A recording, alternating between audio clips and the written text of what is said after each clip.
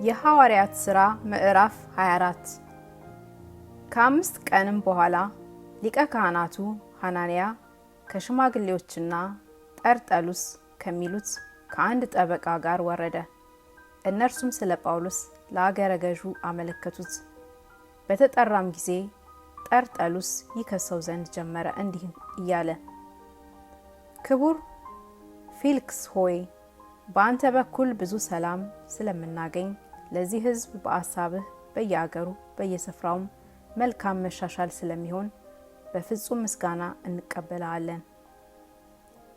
ነገር ግን እጅግ እንዳላቆይህ በቸርነትህ ባጭሩ ትሰማኝ ዘንድ እለምንሃለሁ።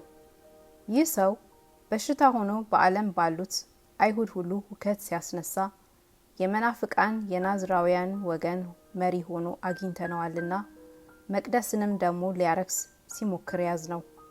እንደ ሕጋችንም እንፈርድበት ዘንድ ወደድን።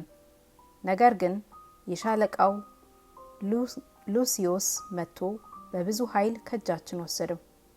ከሳሾቹንም ወደ አንተ ይመጡ ዘንድ አዘዘ። አንተም ራስህ እርሱን መርምረህ እኛ ስለምንከስበት ነገር ሁሉ ልታውቅ ትችላለህ። አይሁድም ደግሞ ይህ ነገር እንዲሁ ነው እያሉ ተስማሙ። ገዡም በጠቀሰው ጊዜ ጳውሎስ መለሰ እንዲህ ሲል፣ ከብዙ ዘመን ጀምረህ ለዚህ ሕዝብ አንተ ፈራጅ እንደሆንህ አውቃለሁና ደስ እያለኝ ስለ እኔ ነገር መልሳለሁ። እሰግድ ዘንድ ወደ ኢየሩሳሌም ከወጣው ከ12 ቀን እንደማይበልጥ ልታውቅ ትችላለህ። ከአንድም ስንኳን ስነጋገር ወይም ሕዝብን ሰብስብ በመቅደስም ቢሆን በምኩራብም ቢሆን በከተማም ቢሆን አላገኙኝም።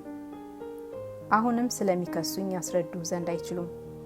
ነገር ግን ይህን እመሰክርልሃለሁ፣ በሕጉ ያለውን በነቢያትም የተጻፉትን ሁሉ አምኜ የአባቶችን አምላክ እነርሱ ኑፋቄ ብለው እንደሚጠሩት መንገድ አመልካለሁ። እነዚህም ራሳቸው ደግሞ የሚጠብቁት ጻድቃንም አመፀኞችም ከሙታን ይነሱ ዘንድ እንዳላቸው ተስፋ በእግዚአብሔር ዘንድ አለኝ።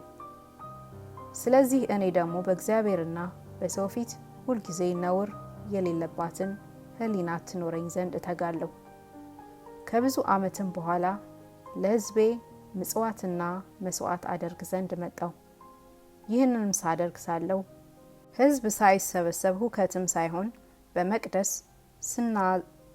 ስነጻ አገኙኝ።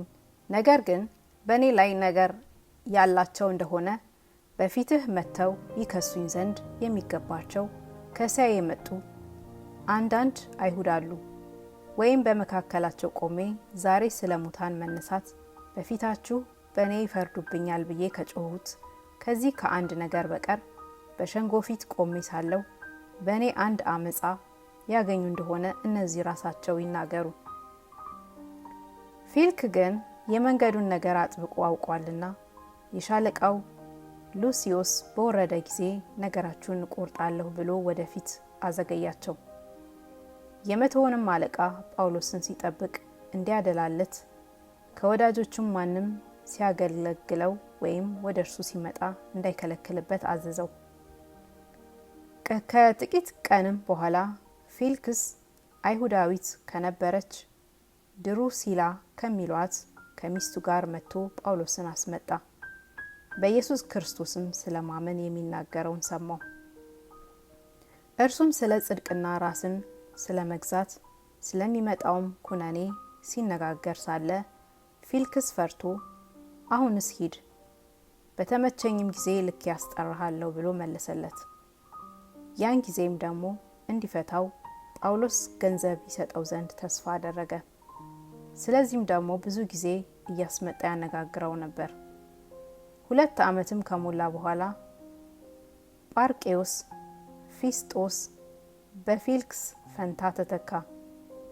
ፊልክስም አይሁድን ደስ ያሰኝ ዘንድ ወዶ ጳውሎስን እንደታሰረ ተወው።